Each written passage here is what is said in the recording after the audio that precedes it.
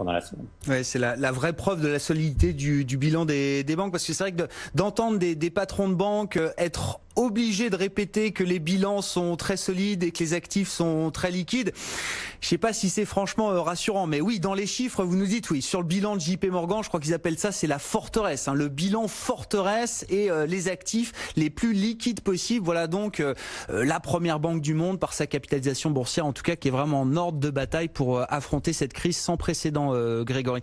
Qu'est-ce qu'on peut dire également dans l'actualité? Alors je vois le titre Amazon, si, il faut quand même le saluer, au plus haut historique pour une capitalisation boursière parmi les plus importantes du monde, Grégory. C'est quand même à noter, même si intuitivement, au moins, on avait compris qu'Amazon était sans doute un des grands gagnants de cette crise. Le chemin quand même pour Amazon n'est pas évident au milieu des mesures de confinement, au milieu des mesures de restriction d'activité. C'est quand même pas non plus business as usual pour Amazon, loin de là.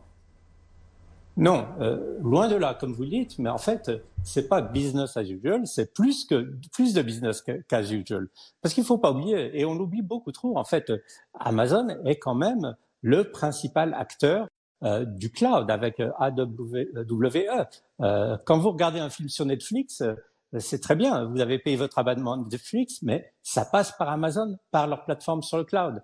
Quand vous lisez évidemment un Kindle, c'est Amazon. Et je dirais énormément d'activités que maintenant, parce qu'on est chez soi, on fait tous les jours en utilisant beaucoup plus évidemment l'Internet. Finalement, Amazon est derrière et en profite. L'autre chose à dire quand même, c'est que hier, par exemple, Amazon a annoncé qu'ils allaient engager 75 000 personnes supplémentaires aux États-Unis. Il faut pas oublier que la semaine dernière, ils avaient annoncé qu'ils en engageaient 100 000 et que c'était déjà, ces gens avaient déjà été engagés. Donc, vraiment, Amazon est une compagnie qui va extrêmement bien à tous les niveaux. Ils ont même recommencé à laisser leurs tiers vendeurs, donc pas eux-mêmes, mais les vendeurs qui utilisent la plateforme, à vendre des produits qui ne sont plus des produits de première nécessité. C'est un signe que là, Amazon, je dirais, maîtrise l'augmentation de la demande, que ce soit au niveau des livraisons, par exemple, ou au niveau des inventaires. Donc, oui, Amazon, j'ai vu qu'il y avait une petite controverse en France avec Amazon aujourd'hui.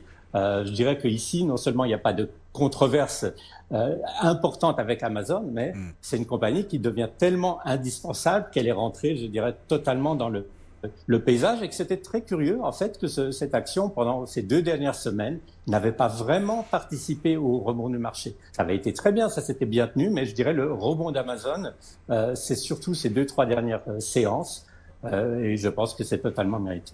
Effectivement, un gros rebond. La séance d'hier notamment était un rebond important pour le titre Amazon qui gagne encore plus de 3% ce matin chez vous à New York et qui marque de nouveau plus haut historique. Grégory, il y a un titre qui se distingue aussi, c'est Tesla, alors qui avait déjà beaucoup progressé hier, je crois, le titre Tesla, Grégory, et qui gagne encore plus de 12%. Est-ce qu'il y a des nouvelles particulières autour de Tesla qui justifient cette hausse quand même visible du titre sur quelques séances?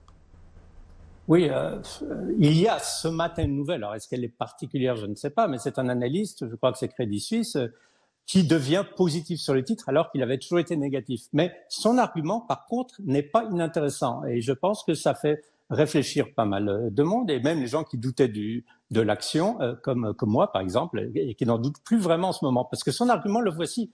Il dit, écoutez, maintenant, sur les prochains mois et les prochaines années, les compagnies automobiles, qui sont les grandes compagnies, les BMW, les Mercedes, les Peugeot, les Renault, etc., n'auront pas les moyens de faire des efforts d'investissement pour la voiture électrique. Ils ont trop de problèmes maintenant avec leur gamme traditionnelle.